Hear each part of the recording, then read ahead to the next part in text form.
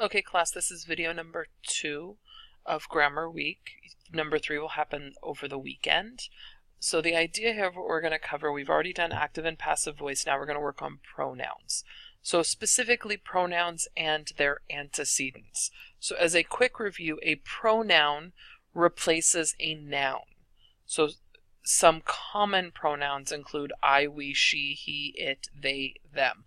Looking at the idea that we have the singular first person, we have just the third person, but we also have the idea a singular third person, but we also have the idea of plural third person in there.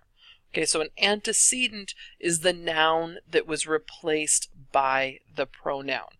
So it's the idea of the original word that was taken out, and where we put the we, the she, the he in there. The antecedent is the original word that was there. So if we're looking at this example, Ms. Kirkman loves her class. Now I'm going to get out my pen really quick. And the idea here is that we're looking for our pronoun. So if we look up at our list here, we can see Ms. Kirkman loves her class. We can see that the her is the pronoun. Okay. Now the idea of the antecedent is who is her. So it's what the pronoun refers back to. So in this case, it's going to refer back to Mrs. Kirkman. So looking here at this next one, this is the idea of if we didn't have a pronoun, what the sentence would look and sound like. Ms. Kirkman loves Mrs. Kirkman's students. So instead of having that redundancy in there, we replace it with a pronoun. Okay, and the antecedent is the original words that were supposed to be there. So the easiest way to figure out what the antecedent of a sentence is to go in and do what I did with the second example and replace it with its pronoun, or replace it with the antecedent. So like I did here, instead of doing her, you would put Ms. Kirkman in there, and if it makes sense, it sounds a little repetitive, but if it makes sense, that's the antecedent of the pronoun.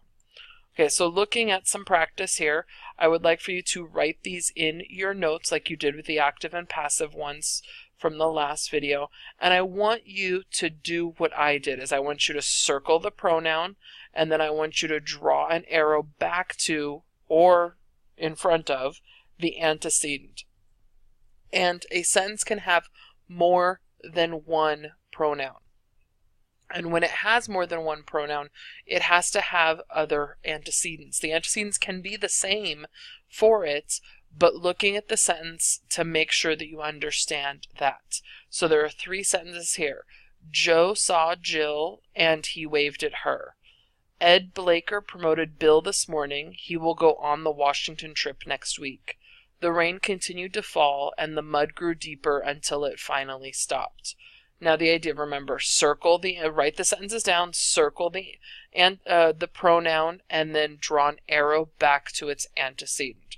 And we will practice these on the board tomorrow.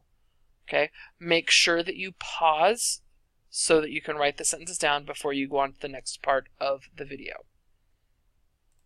Okay, the next thing, we're looking at pronoun and antecedent agreements.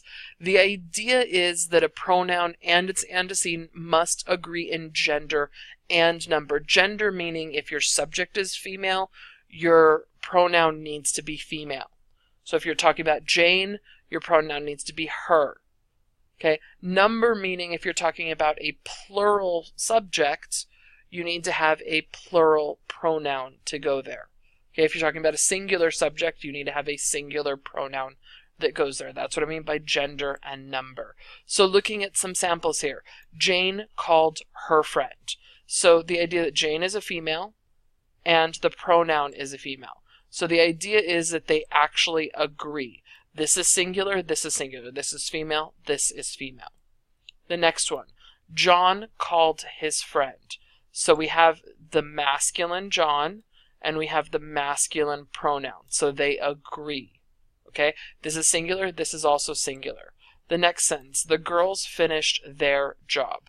Now, the pronoun here is their, which is plural, and girls is plural as well. Now, because it's more than one girl, it makes this need to be plural, because if it was the girls finished her job, it would have to be the girl finished her job. So it would have to actually not have the plural S on it. The next one. Mary and Bill ran until they were exhausted. Mary and Bill is our subject, which is plural because there's more than one of them. So our pronoun needs to also be plural, which they definitely fits into that. Now, keeping in mind here too is that Mary and Bill are one's male, one's female. So until he, you could also do the until he/she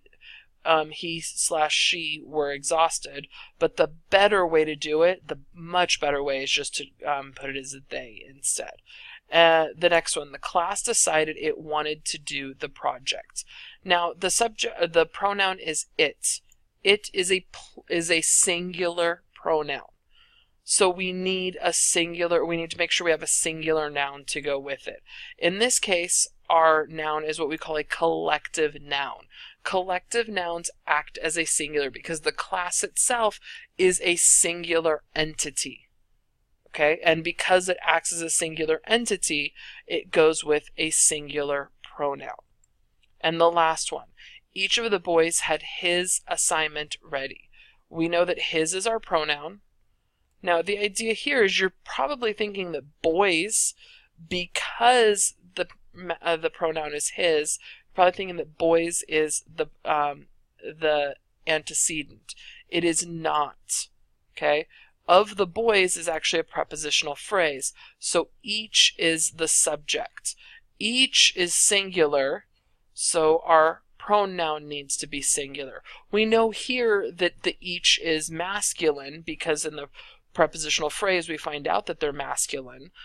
So we make sure that we're using a masculine pronoun. We wouldn't do each of the boys had her assignment ready because they're not agreeing in gender and number. They agree in number because it's singular, but they don't agree in gender. Okay. Finally, this is some practice for the pronouns and antecedents. So I want you to write these down in your notes, and I want you to write them with the correct pronoun. Only one of the two pronouns work. So you have the singular option or you have the plural option. So write them down in your notes like you did with the original three on the first slide of pronoun and antecedents, in trying to figure out what the antecedent and the pronoun are. In this case, though, I want you to make sure that they agree in number and gender. So make sure that you're writing them down with the right one. And then in class tomorrow, we will go over these and review these before we do some more practice. Okay? Make sure you pause it because the video is going to cut off pretty quick, and I will see you in class tomorrow.